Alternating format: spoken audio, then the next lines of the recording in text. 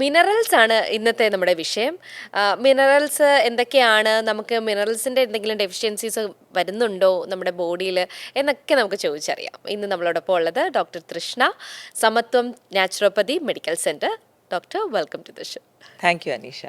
Very happy to be here. Yeah, okay. Doctor, minerals അറിയില്ല. കാരണം ഇപ്പോൾ എന്തൊക്കെ മിനറൽസ് ആണ് നമുക്ക് വേണ്ടതെന്നോ അല്ലെങ്കിൽ നമ്മൾ എന്തൊക്കെയാണ് ഇപ്പോൾ കഴിച്ചുകൊണ്ടിരിക്കുന്നതെന്നോ, കാരണം ഒത്തിരി ഉണ്ട്. നമുക്ക് സ്ട്രീറ്റിലോട്ട് ഇറങ്ങിക്കഴിഞ്ഞാൽ ഡിഫറെൻറ്റ് ടൈപ്സ് ഓഫ് ഫുഡ്സ് ആണ് നമുക്ക് ഉള്ളത്. കിട്ടുന്നതും അവൈലബിൾ ആയിട്ടുള്ളത് അങ്ങനെയാണ്. നമ്മൾ നമ്മുടെ നാവിൻ്റെ ടേസ്റ്റ് അനുസരിച്ച് പോകുന്ന ആൾക്കാരാണ്. അപ്പോൾ അതുകൊണ്ട് തന്നെ അതിൽ നിന്ന് നമുക്ക് നല്ലൊരു ഡെഫിഷ്യൻസി വരാതിരിക്കാൻ വേണ്ടിയിട്ടുള്ള മിനറൽസ് കിട്ടുന്നുണ്ടോ, വൈറ്റമിൻസ് കിട്ടുന്നുണ്ടോ, ഇതൊന്നും ആരും ചിന്തിക്കുന്നില്ല. ഇപ്പം നാവിനനുസരിച്ച് നമ്മൾ സഞ്ചരിച്ചുകൊണ്ടിരിക്കുന്നു. എന്താണ് ഡോക്ടർ മിനറൽസ്, എന്തൊക്കെയാണ് നമുക്ക് വേണ്ട മിനറൽസ്? മിനറൽസ് എന്ന് പറഞ്ഞാൽ ചില എന്താ പറയുന്നത്, കോപ്പർ അല്ലെങ്കിൽ അയേൺ, ഇതൊക്കെ നമ്മുടെ ശരിക്കും പറഞ്ഞാൽ കെമിക്കൽ റിയാക്ഷൻസ് നടക്കാനായിട്ട് അതിലെ ഏതെങ്കിലും ഒരു കമ്പോണൻറ്റിൽ വളരെ പ്രധാനപ്പെട്ട ഒരു പങ്ക് വഹിക്കുന്നതാണ് ഈ മിനറൽസ്. അപ്പം ഈ ബയോകെമിക്കൽ റിയാക്ഷൻസ് എന്ന് പറയുമ്പോൾ ശരിക്കും കോശങ്ങളിൽ വളരെ വളരെ എന്താ പറയുക സൂക്ഷ്മമായിട്ടുള്ള ഒരു രീതിയിൽ നടക്കുന്ന ഒരു പ്രോസസ്സാണ്. അതിൻ്റെ അളവ് നമുക്ക് കുറച്ച് മതിയാവും, പക്ഷെ അത് ഉണ്ടെങ്കിലേ ആ പ്രോസസ്സ് നടക്കുകയുള്ളൂ, ആ റിയാക്ഷൻ നടക്കുകയുള്ളൂ. നമ്മൾ പണ്ട് കെമിസ്ട്രി ലാബിലൊക്കെ പല കളറൊക്കെ അല്ലെ മിക്സ് ചെയ്തിട്ടുണ്ടാവുമല്ലോ. അപ്പം നമ്മൾ മനസ്സിലാക്കുന്നതെന്ന് വെച്ചാൽ ഈ മിനറൽസ് ശരിക്കും പറഞ്ഞാൽ നമ്മുടെ കോശങ്ങളിൽ വളരെ വളരെ ഇമ്പോർട്ടൻ്റ് ആയിട്ടുള്ള പ്രവർത്തനങ്ങൾ നടക്കണമെങ്കിൽ ഈ മിനറൽസ് ഉണ്ടെങ്കിലേ മതിയാവും. പക്ഷെ പലപ്പോഴും നമ്മൾ ശ്രദ്ധിക്കാത്ത കാര്യം എന്ന് വെച്ചാൽ നമ്മളിപ്പം ചോറ് കഴിക്കുന്നു, അല്ലെങ്കിൽ എന്താ പറയുന്നത് പ്രോട്ടീൻ നമ്മൾ പറയാറുണ്ട്, കാർബ് പറയാറുണ്ട്, ഫാറ്റ് പറയുന്നുണ്ട്, പക്ഷേ മിനറൽസ് ഒക്കെ എത്രത്തോളം നമ്മൾ കഴിക്കുന്നുണ്ടെന്ന് ആരും ശ്രദ്ധിക്കുന്നുണ്ട് ശരിക്കും പറഞ്ഞാൽ, അല്ലേ? നമ്മളിപ്പം നമ്മൾ വെയിറ്റ് ലോസിന് ഫാറ്റ് കട്ട് അല്ലെ ഹെൽത്തി ഫാറ്റ്സ് അല്ലെങ്കിൽ എന്താ കാർബ് കട്ട് ചെയ്യണം എന്നൊക്കെ നമ്മൾ പറയുന്നു, പക്ഷേ again never the focus is on minerals, അല്ലേ? അപ്പോൾ മിനറൽസ് ശരിക്കും പറഞ്ഞാൽ എന്താണ് നമ്മുടെ ശരീരത്തിൽ ചെയ്യുന്നത്? മിനറൽസിന് ഈ പറഞ്ഞ കണക്ക് ഒരുപാട് ബയോകെമിക്കൽ റിയാക്ഷൻസിന് വളരെ പ്രധാനപ്പെട്ട പങ്ക്. അതിന് ഏറ്റവും സിമ്പിൾ എക്സാമ്പിൾ ഞാൻ പറയാം. നമ്മുടെ ഓക്സിജൻ ക്യാരിങ് ചെയ്യുന്നത്, അതായത് നമ്മൾ ശ്വസിക്കുമ്പം നമ്മുടെ രക്തത്തിലേക്ക് ഓക്സിജൻ കടക്കുന്നു, അല്ലേ? ഈ ഓക്സിജനെ എടുത്തുകൊണ്ട് ഒരിടത്ത് കൊണ്ട് എത്തിക്കുന്നതാണ് നമ്മുടെ ഹീമോഗ്ലോബിൻ, കറക്റ്റ്? അപ്പൊ ഈ ഹീമോഗ്ലോബിന്റെ നടുക്കത്തെ എന്താണ്? അയൺ ആണ് അതിന്റെ നടുക്കത്തെ മെയിൻ ആള്. ഓക്കെ, അപ്പൊ അയൺ ഇല്ലെങ്കിൽ നമുക്ക് ഹീമോഗ്ലോബിൻ കുറവാണ്, അപ്പൊ ഈ ഓക്സിജൻ ക്യാരിങ് കപ്പാസിറ്റിയും കുറവാണ്, മനസ്സിലായി? അപ്പം അയൺ ഡെഫിഷ്യൻസി ഉള്ളവർക്ക് എന്തായിരിക്കും നമ്മൾക്ക് എക്സ്പീരിയൻസ് ചെയ്യുന്നുണ്ടാവുന്നത്? നമുക്ക് കിതപ്പ് വരും, ചിലപ്പം ബ്രെത്ത്ലെസ്നെസ് വരും, ഭയങ്കര ക്ഷീണം, കാരണം കോശങ്ങൾക്ക് ഓക്സിജൻ കിട്ടുന്നില്ല പ്രവർത്തിക്കാനായിട്ട്, മനസ്സിലായി? വരുന്നതിന്റെ റീസൺ എന്തായിരിക്കും? വളരെ കോമൺ റീസൺ എന്ന് പറഞ്ഞാൽ നമ്മുടെ നാട്ടിൽ പാരസൈറ്റ്സ് ആണ്, നമ്മുടെ ഉള്ളിലുള്ള വിരകളാണ് ശരിക്കും പറയാം. കാരണം എന്ന് പറഞ്ഞാൽ ഈ വിരകളെന്ന് പറഞ്ഞാൽ കോശങ്ങൾക്ക് അകത്തല്ല ഇരിക്കുന്നത്. ഇൻറ്റസ്റ്റൈൻ എന്ന് പറഞ്ഞൊരു കുടല്, അപ്പോൾ കുടലിന്റെ അവിടെ എവിടെയെങ്കിലും ഒളിച്ചിരിക്കും. അപ്പം നമ്മുടെ പ്രതിരോധത്തിന് ഇതിനെ അറ്റാക്ക് ചെയ്യാനായിട്ട്, നശിപ്പിക്കാനായിട്ട് പറ്റത്തില്ല. ഇത് ഭയങ്കര സ്മാർട്ടാണ്, മനസ്സിലായി? അപ്പം ഒളിച്ച് നമ്മളല്ല സ്മാർട്ട്, നമ്മുടെ അകത്തൊരു സ്മാർട്ട്നെസ് ഉള്ള ആളുണ്ട്, തീർച്ചയായിട്ടും. ഒന്നല്ല, പല ആൾക്കാരുണ്ട്. അപ്പൊ ഈ പാരസൈറ്റ്സ് എന്താണെന്ന് വെച്ചാൽ, ഈ വിരകൾ എന്താണെന്ന് വെച്ചാൽ നമ്മുടെ ഈ എന്താ പറയുക ഇൻറ്റസ്റ്റൈനൽ വാളിനകത്ത്, അതായത് ഈ കുടലിൻ്റെ വാളിനകത്ത് ഇങ്ങനെ എവിടെയെങ്കിലും ഒളിച്ചിരിക്കുന്നതിനൊപ്പം തന്നെ ഇദ്ദേഹത്തിന് സർവൈവ് ചെയ്യണമല്ലോ, ഇദ്ദേഹത്തിന് ന്യൂട്രിയൻസ് വേണം. അപ്പോൾ ഇദ്ദേഹം നമ്മുടെ കോശങ്ങളിൽ നിന്ന് അത് എടുക്കും. അപ്പം സ്വാഭാവികമായിട്ടും കുറച്ച് ബ്ലീഡിങ് ഉണ്ടാകാം. പക്ഷെ ഇതൊന്നും വളരെ സിവിയർ ബ്ലീഡിങ് ആണെന്ന് ചോദിച്ചാൽ നമുക്ക് കാണാനൊന്നും പറ്റത്തില്ല, മൈക്രോ ലെവലിലാണ്, മനസ്സിലായി? അപ്പം ബ്ലീഡിങ് ഉണ്ടാകും. അപ്പം അതൊരു അയൺ ഡെഫിഷ്യൻസിയിലേക്ക് നമ്മളെ കൊണ്ട് പോകും. പ്രത്യേകിച്ച് കുട്ടികൾക്ക് ഇത് അയൺ ഡെഫിഷ്യൻസി ഒക്കെ ഉണ്ടെങ്കിൽ മിക്കവാറും വിരശല്യം കാരണമായിരിക്കും ഉണ്ടാകുന്നത്. രണ്ടാമത് കുട്ടികൾക്ക് മാത്രമാണ്, അഡൽസിനും. കാരണം കുട്ടിക്കാലത്ത് നമുക്ക് സ്കൂളിൽ നിന്ന് ഗുളിക തരും, ഡീവേമിങ്, അല്ലേ, പീരിയോഡിക്കലി. പക്ഷെ അഡൽസ് ആകുമ്പോൾ ആരൊക്കെ കഴിക്കുന്നുണ്ട് ശരിക്കും പറഞ്ഞാൽ, ഇല്ലേ? ആരും ശ്രദ്ധിക്കുന്നില്ല. അപ്പൊ അതുകൊണ്ട് സ്ത്രീകളില് പ്രത്യേകിച്ചും, സ്ത്രീകൾക്കല്ല എല്ലാവർക്കും പാരസൈറ്റ്സ് വളരെ കോമൺ ഫാക്ടറാണ്. സ്ത്രീകളിലെ പ്രത്യേകിച്ചും ആർത്തവമാണ് മെയിൻ ഒരു കാരണം. കാരണം നമുക്ക് എല്ലാ മാസവും ബ്ലീഡിങ് നടക്കുന്നു. അപ്പോൾ ബ്ലീഡിങ് നടക്കുമ്പം ഇത്രയും ബ്ലഡ് ലോസ് ഉണ്ടായിട്ടില്ല, അതിനെ റീപ്ലേസ് ചെയ്യണ്ടേ? അപ്പോൾ റീപ്ലേസ് ചെയ്യാൻ നമ്മൾ ശരിക്കും പറഞ്ഞാൽ എന്ത് ചെയ്യുന്നുണ്ട്?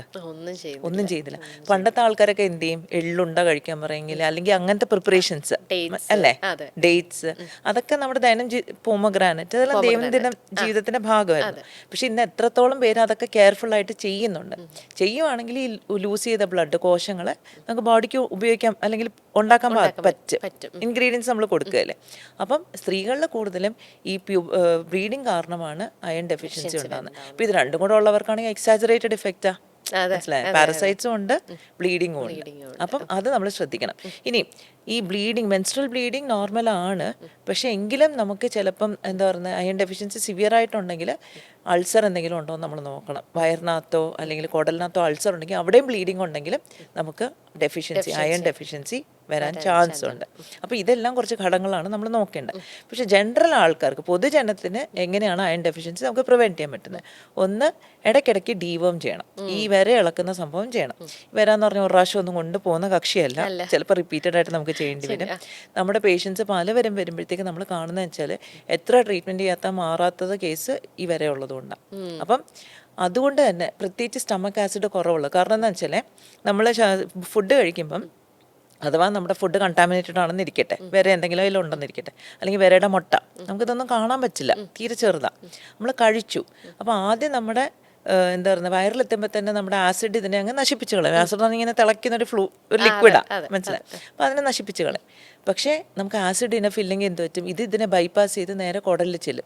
കുടലിൽ ചെന്ന് കഴിയുമ്പോഴത്തേക്ക് ഇതിന് സുഖമായിട്ട്, കാരണം ന്യൂട്രിയൻ അബ്സോർപ്ഷൻ അവിടെ ഉണ്ട്, ഫ്രീ ആയിട്ട് ഇദ്ദേഹത്തിന് ജീവിക്കാനുള്ള വളരെ നല്ലൊരു സെറ്റപ്പ് കൊടുക്കുകയാണ്. അതെ. അപ്പോൾ അതുകൊണ്ട് തന്നെ ഈ വിരകൾ അവിടെ നിന്ന് ഭയങ്കരമായിട്ട് മൾട്ടിപ്ലൈ ചെയ്യും. മൾട്ടിപ്ലൈ ചെയ്ത് കഴിഞ്ഞാൽ പിന്നെ ഇതിനെ നശിപ്പിക്കാൻ പറഞ്ഞാൽ വളരെ ബുദ്ധിമുട്ടാണ്. കാരണം ഞാൻ പറഞ്ഞില്ലേ, കോശങ്ങളുടെ ഉള്ളിലല്ല. അപ്പോൾ നമ്മുടെ ഇമ്മ്യൂൺ സിസ്റ്റത്തിന് ഇത് ഡിറ്റക്ട് ചെയ്യാൻ പറ്റുന്നുണ്ടോ എന്ന് ചോദിച്ചാൽ പറ്റുന്നോ ഇല്ല താനും, എങ്കിൽ ഇതവിടെ ഉണ്ട് താനും. അങ്ങനത്തെ ഒരു അവസ്ഥയിലേക്ക് ഇപ്പോൾ അപ്പം വിരകളെ നമ്മൾ ട്രീറ്റ് ചെയ്യണം. അഡൽസിന് വിരകൾക്ക് നോർമലായിട്ട് നമുക്ക് ചെയ്യാൻ പറ്റുന്നത് വെച്ചാൽ, ഇപ്പോൾ നമുക്കൊരു ഗുളിക കഴിക്കാൻ ഇഷ്ടമല്ല, നാച്ചുറലായിട്ടുണ്ടെങ്കിൽ പപ്പായ എക്സ്ട്രാക്ട്സ്, പപ്പായയുടെ കുരു, ഇപ്പം വേമ്പുണ്ട് എന്ന് പറഞ്ഞിട്ടൊരു എക്സ്ട്രാക്ട് വരുന്നുണ്ട്, അതും വിരകൾക്ക് വളരെ നല്ലതാണ്.